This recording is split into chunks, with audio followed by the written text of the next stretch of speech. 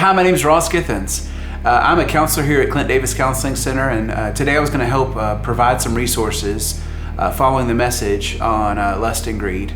Obviously we believe lust can really affect a lot of us, and I believe individual counseling, and we also have groups that can help people who are struggling with either pornography or love addiction. And some of those groups are what we call process groups. They are just simple groups where you get to be accountable and gain some strength in your recovery. Now, most of the guys that I get who join these groups don't want to join these groups because they feel like they can do it on their own, and some of you may. I mean, obviously, it depends on where you are and how often things are happening that shouldn't happen. But what I recommend a group is when someone has tried to quit and they're just unsuccessful. They just can't seem to do it on their own. And that's where I find these groups are such a valuable resource to get 5, 6, 8 men in a group who hold each other accountable and create friendships and support outside the group. So if they're struggling late at night, they have someone to talk to. Whether it's a fight with a wife, or some people that are even triggered the day after intercourse. And so I think it's a valuable tool to help people that really need a breakthrough. Some of the statistics that I think that we study in sex addiction is that in Shreveport and surrounding cities, we can estimate around 650,000 people. We would estimate that there's around 20,000 sex addicts in our area. So to say you're alone is a myth. In fact, you're in a very small crowd, but 20,000 people are not getting help.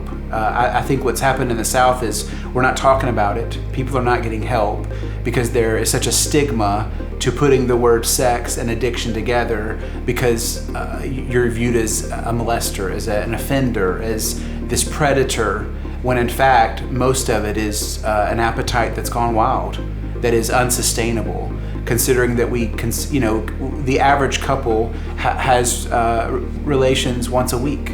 So obviously a porn addict is looking at it daily, every other day, for hours. It's an unachievable goal for a normal marriage to sustain that kind of intimacy. I think a sign that you need help is going to be that something is not working, whether that's failing in school, a marriage is suffering, it becomes a repetitive issue. Drinking, for example, I think we look for, are you having a beer, or are you drinking 15 beers, 20 beers, something that's so high, so incredible in volume that it's not even normal. So obviously there's not a goal here to morally judge anyone, but if someone's looking at porn once a year, that becomes an accident, that becomes a slip. When someone is showing frequency or repetitiveness, then we say, okay, this is becoming a disorder, something that's extreme and is going to need more than just a Band-Aid. I would recommend a resource, a book called Your Brain on Porn. It's an outstanding book that will help understand what porn has done to the brain and how it can actually affect arousal and normal sexual relations, because the brain doesn't rebound as quickly from extreme arousal that pornography can provide. And so some other resources are Your Body Keeps a Score. I think it's an outstanding book on trauma and healing in those areas. Yeah, we don't necessarily have groups for women. We have groups for the spouses of addicts.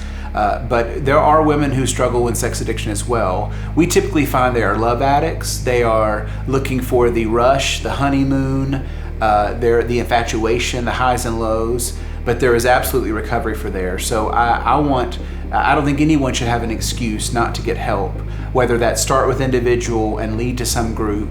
But I find that individual therapy will highlight and show, hopefully if they're telling the truth, the severity and the frequency of what's happening and whether it's normal or abnormal. In a couple situation, I would recommend that couple go to counseling together and talk about what are things that she sees, because there's a chance she may be right, but there's a chance she may be wrong. So I don't want to make every wife out there an expert, but I do want to gather those resources, get in front of a professional and talk through, is his appetite normal? Is his appetite even sustainable?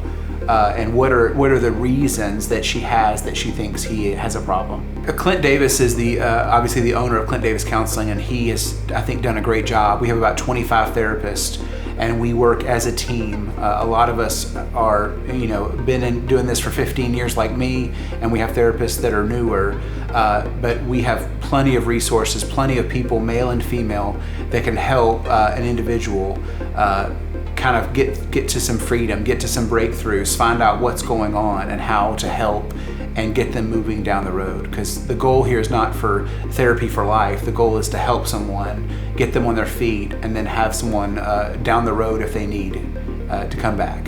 I would say the one thing about lust is that you've got to make sure that shame and judgment and conviction, correction, doesn't keep you from help. Is that I would say that the key to recovery is humility and the willingness to get support, the willingness to be courageous and do some extraordinary things, some terrifying things.